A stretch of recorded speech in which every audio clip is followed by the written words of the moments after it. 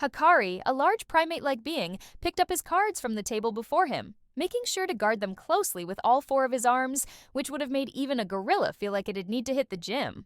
Despite his size, the clumsiness, many races would expect of Hikari was nowhere to be found, as he had the finesse and control of a neurosurgeon. With a graceful motion, he threw a handful of chips into the center of the table, anting for the round. "You know, I once heard a human got shot through the head and lived to tell about it," he said conspiratorially, eyeing the other players at the table. Vexa looked at her cards, licked her sharp teeth, which seemed to leave her with a permanent Cheshire grin. She was very much a boastful sort, making sure to always introduce herself as being a wanted woman, specifying she was wanted on 7 planets. What she always failed to mention was, it was for her cooking skills and not anything criminal. Though in her own words, she was happiest in the galley of the Hallowed Wing and had no intention of leaving anytime soon. With a flick of her wrist, raised the pot. "Yeah, well, I heard that humans often eat toxic food because they like how the poison tastes," she added, having witnessed a human eat pure poison and only complain it was mild. Chook maneuvered his tentacles, seeming stuck on a decision, before finally folding. One of the most curious researchers this crew has ever encountered, he seemed determined to answer any question that popped into his head. Whether the question was appropriate at the time was a whole other situation that the crew relations team had many a chat about. "Well, I heard about a human who was sent back in time to kill his own grandfather," Chook's translator module buzzed. Propus didn't even look at his cards and pushed his meager pile of chips into the middle, the insectoid, also nicknamed Jinx, for his odds-defying bad luck, though many felt it was lucky to be near him, as any bad luck headed for them would ultimately change course to him. Despite all this, his carapace was nigh indestructible, surviving all manner of blows that would have put down any other race. "All in," he said, though I heard a human once lifted a transportation vehicle many tons in weight to rescue. "It's larvae," he added. Finally, all eyes fell upon the last player at the table, a human who had a teasing smirk on her face as she moved a pile of chips into the middle matching Propus's bet. "Well, I heard a human is going to win this pot," she said with a chuckle as the others joined in laughing. The others all called the bet, and it was time to reveal their hands. Hikari revealed a pair of 7s. Vexa showed a full house, 7s over 5s. Propius showed a hand so bad it's not even worth mentioning, as he somehow had a scuffed Charizard card in the mix. Vexa let her grin grow as she looked at the human Alice. "Come now, Alice, show us your hand, or is the pot mine?" Vexa playfully teased. "Very well," Alice said with a sigh. "Don't hate me for this," she said, revealing a straight flush. With the smuggest of grins, Alice began raking in the chips while all the other players looked dejected. Alice couldn't help but feel evil doing this. She was wondering how they hadn't noticed there were more than 4 7s on the table. "I find it amazing that you have had 6 of those hands since we began playing this evening," Hikari said aloud to no one in particular. Alice froze, mid-rake, worried her sleight of hand had been discovered. "I guess luck is on my side tonight," she stuttered. Everyone just threw their heads back in laughter.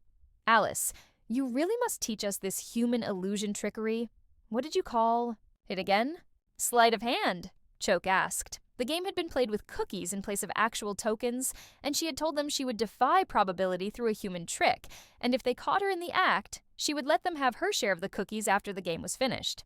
But so far, no one had seen how she was doing it. Numerous attempts to explain how exactly she was doing it gave no results, and Alice was secure in knowing she would get to enjoy her choco chip delights later. As she picked up the deck to deal, another hand, the entire ship violently shook, and the emergency lights came on. The alarms began blaring as a voice came over the intercom, announcing to all the crew have suffered a major reactor crash. I repeat, a major reactor crash. All the engineering crew and medical staff to the engine deck immediately. The message repeated itself 3 more times before ceasing. "Looks like me and Hikari are going to be busy, but I'll suggest you Propus accompany us as we may require your brute strength," Alice said, going from relaxed to action in the blink of an eye. With all the swiftness they could manage, they arrived at the engine deck, followed not too far behind by Chook and Vexa. Hikari immediately went about providing first aid to the injured, while Propus went to work moving the fallen heavy equipment. Seeing little else for her to aid with in those areas, Alice rushed up to the head engineer. "What is the situation?" she asked. "Look," came his meek reply, his eye stalks drooping as he indicated the viewing port for the reactor. Looking through, she saw that a number of the fuel rods for the reactor had been knocked out by the crash and were spewing radiation. Things are hopeless. We are already on emergency power, and life support won't last long enough for a rescue. To reach us, the head engineer explained, collapsing against the wall, resting his head in his three-fingered hands. What if we got the rods back in the reactor? She asked hopefully. Don't be foolish. That room is already at lethal levels of radiation, and it is only growing. No one on the crew can survive going in there, he said, dismayed. Alice looked around the room. Her motley family helped everyone when moments ago they were lounging around joking about her race's supposed invincibility. Resolving herself, she knelt in front of the head engineer. I can do it, she said with a smile. What? But the radiation, he asked, confused. Haven't you heard? I'm a human. We do this kind of stuff every day back home, she said, giving her bicep a flex and a slap. She could visibly see the hope return to his eyes. Okay, Alice, save our crew. I'll work on rerouting the energy the moment you've gotten the rods back in, he said with confidence returning to his demeanor as hope shimmered in his eyes. With a deep breath, Alice approached the side airlock that separated the reactor room from the engineering deck. Stepping in, she closed the door behind her. Looking through the window, Vexa was astonished. She had never put credence to the stories about humans, and now she will have one of her very own to tell. She saw Alice walk into the room overflowing with deadly radiation like it was nothing, and saw her wave at the window she was watching through. By the wise butterfly, they really are invincible, she muttered as more of the crew began watching. The miracle happening before their very eyes. Cheers of encouragement already building. Alice strained to pick up the first rod as it was considerably heavy, but with a heft, she got it locked back in place. She repeated this a second, then a third time, finally locking in place the last rod. With a weary smile to the window, she gave a thumbs up. The crew exploded in cheers, chanting her name. Alice! Alice! Alice! Their voices becoming one, in elation. With a hiss, the airlock door to the engineering deck opened, allowing Alice to walk out looking exhausted. Hey guys, I got that damn reactor fixed, she said with a smile. You are welcome to my share of cookies any time, Hikari said with a beaming, toothy grin. And mine, Choke added. Mine as well, Vexa added. What are you talking about? I already won them, Alice replied with a weak grin. I'm going to my quarters now. All that heavy lifting and excitement has made me tired, she said, walking away from the crowd that were still beaming at her. Many wished to follow her, to bring her gifts even. But her close friends persuaded the crew to let Alice rest up. The next day, Alice didn't show up at her post. The crew agreed doing a bit extra work for her would be okay. She earned some rest. But the day after, she had still not come out her room, and the crew began to grow concerned. Worrying about Alice, Hikari went up to her quarters and knocked on the door. Alice, it's me, your favorite monkey man. Are you okay? He said, but there was no reply. Trying the door panel, he found it had been locked and disabled from the other side. Alice? Hikari began shouting in growing distress. Propus, hearing the disturbance near Alice's room and coming to get them to leave her, turned the corner only to rush over when he saw who it was. What's the matter, Hikari? He asked, concerned. Alice is not responding, and she has disabled the door controls from her side of the room, he said, the fear in him growing. I'll let the captain know immediately, and see if the rest of the gang can coax her out. Maybe she's just annoyed we ate all the cookies in the end, he ventured hopefully, though his eyes shone with a worry that knew it was very hopeful thinking. With the captain's permission, Propus broke the door open, and the entire team Alice jokingly named her motley family barged in. The sight before them horrified them. In her bed was Alice, but not Alice. She looked emaciated, like she hadn't eaten in weeks. Her hair seemed to have begun falling out, and she had red marks that looked like burns. Hikari began to approach when Alice shakily raised a hand to stop him. Don't come any closer, you dumbass, she said, a light spatter of blood coming out her mouth. I'm basically a talking reactor rod at the moment. Didn't you wonder why I locked myself down? She asked with a very weak smile on her pale face. But you assured everyone you would be okay? You made us believe you were one of those ridiculous, invincible humans. Vexa snarled in anguish. Why? Chook asked, his eyes moistening up with tears. Why? Alice echoed with a half smile. Because you guys are my family, one thing you seem to miss in your stories about my race is we would willingly die for our family, she said, a tear rolling down her cheek. It's not too late. I can give some kind of treatment, Hikari desperately said, clearly grasping at straws. No big monkey boy, I'm a gunna, she insisted. Now do me a favor, leave whatever painkiller meds you got in your medbag and reseal the door. You'll need to decontaminate this room after you make port, and I don't want radiation leaking and hurting my friends and family, she said, with a force that seemed beyond what her appearance suggested was possible. Hikari's entire body almost balled up as he all but forced his own body to obey, leaving enough diamorphine for a dozen people to have pain relief for a month. With a weak smile, Alice waved goodbye as they closed the doors and had Tick, the head engineer, weld them shut. They all returned to their stations, feeling the weight of the heartbreak that way weighing down on them. It took another week for the ship to limp into port before they could open her room again. The station's decon unit made quick work of the room, handing over her effects to the captain, who in turn handed it over to the crew. It was a little lead box. Inside was a book titled Sleight of Hand So Easy, Even a Glomulon Can Do It, and a picture of Alice with them on her very first day aboard the ship. The crew never shared stories of human invincibility after that. They shared only tales of human bravery, of human self-sacrifice, and that for a short while they had a human call them family. Ayn, been going through some of my old stories in bits and can see how far I've come and have decided to do an edit and fix up of some of my other stories and share them in their upgraded form. Even now I cringe reading how I used to write stories. Hope you enjoy Edit 1. Fix the ever-changing name of the monkey man and fixed a misspelling. Now enjoy next story, Asterex Imperial Officer Glapter Trixtus. Report on the Soul Assault. This is an after-action report regarding the battle against the alien species known as humanity during our conquest of the Sol Sector. It primarily concerns the counter-invasion that forced our retreat from the planet designated Sol 4, otherwise known by the local race as Mars. It is known amongst the military command that during our initial invasion, we were able to quickly, like a bolt of lightning, seize control of multiple planets and satellite bodies of the Sol system during our initial assault, only being stopped when we approached the main homeworld Sol 3, otherwise designated Terra. While not too large by our standards, the divide between Sol 3 and Sol 4 was efficiently defended by humanity, such that any assault would require proper planning. During this planning, while observing humanity prepare, we were contacted by a human. This human intended to turn traitor to his race in return for favorable treatment and financial support for him and his comrades. While hesitant at first, the Intelligence Council decided to engage with this human to, as the saying goes, test the waters. During this initial communication, intelligence on humanity's activities began pouring in. While initially credulous, the details were of little value and proved accurate from independent sources. The source, who, at his request, shall be referred to by the alias Garbo, explained the extent of his spy network. He had sources in numerous space yards, government offices, and even amongst families that provided food for the high command of humanity. Being all but provided such an extensive spy network was considered a truly impressive windfall for the Intelligence Council. The agent was thus supplied with large financial rewards as an incentive to continue his operations. It is from here that Agent Garbo would begin to feed intelligence.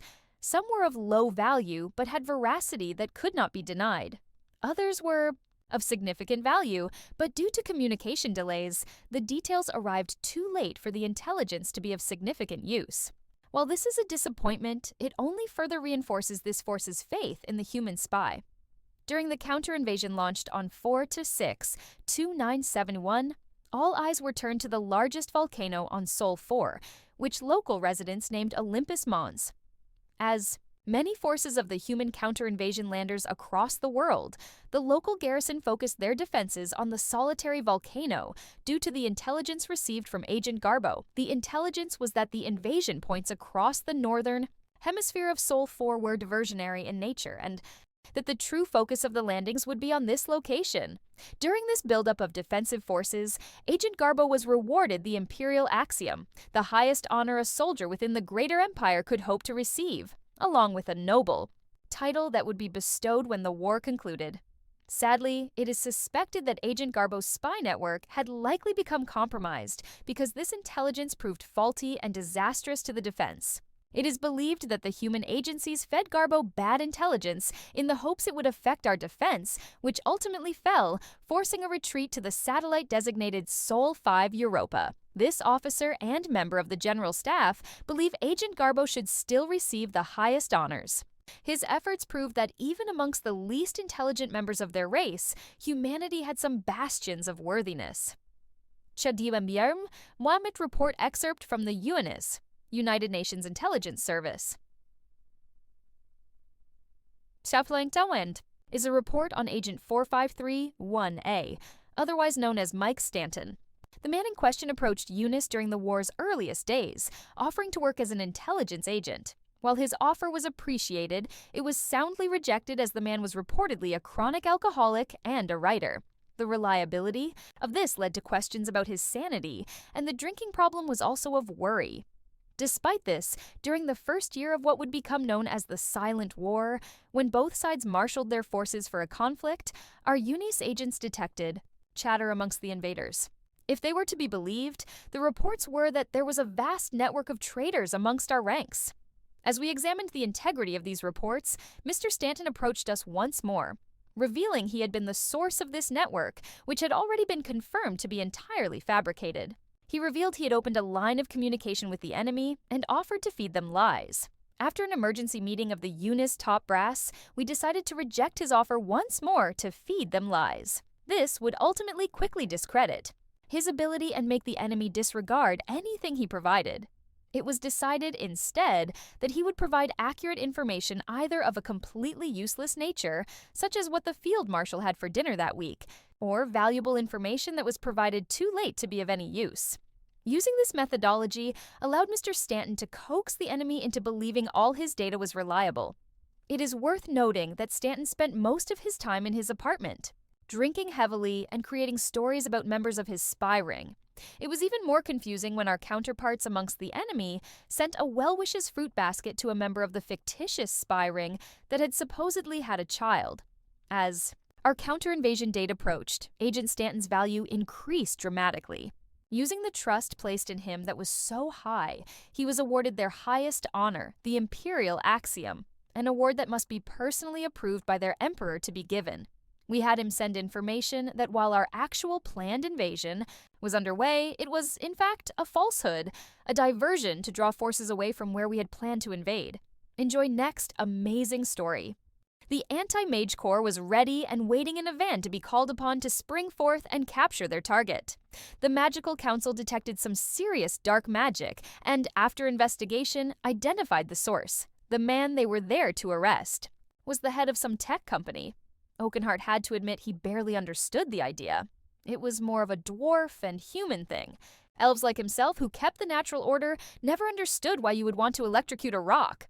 So what has this dark mage done then? Oakenheart asked, turning to one of the agents. A special agent werbeast known as Grizzle. He has been harvesting life force from people across the planet, Grizzle replied grimly. Oakenheart's expression became equally grim. Such a powerful spell would mean that the mage they were after would have to be an apocalypse-class mage. And they think our unit will be enough? Grizzle nodded. Yes, this mage is a human who supposedly performed at the lowest level during his education. We suspect he is merely part of a cabal of mages that have somehow used lost knowledge to expand the range of their magic. So, he should be an easy takedown, Grizzle nodded in response to the question. Yes, we expect we will be able to subdue him. If we are, however, wrong, there are several other anti-mage forces in the area on standby. Oakenheart, you are with me. We shall try to do this peacefully first. Why me? Oakenheart protested. You, like me, are the eldest and have several generations of children to carry on your bloodline. To put it bluntly, we are both expendable. Oakenheart let out a long sigh. Very well, but I want it on record. This is bullshit, Grizzle nodded. Duly noted. The pair exited the van and headed toward the glass building where their target was. Entering through the double doors, they were greeted by a cheery woman behind the front desk directly below, a board with numbers clattering away as it counted up. Welcome to VidScroller. How can we help? The woman cheerfully asked. We are here to see Dominic Claw, Grizzle stated calmly. Oh, do you have an appointment? Tell him we are from the council. He will allow us to enter without one, Grizzle said, leaning. his towering frame against the desk. The council? Oh yes, he marked a time frame for when you might arrive. Go on up. He's waiting for you on the 13th floor, the cheery receptionist said. Grizzle and Oakenheart looked concerned. The mage was expecting them and had even made his schedule clear to meet them. This did not bode well, let alone it indicated. Leaks in the council's enforcement offices. Entering the elevator, Oakenheart pressed the button labeled Boss right above the 12 numbered buttons.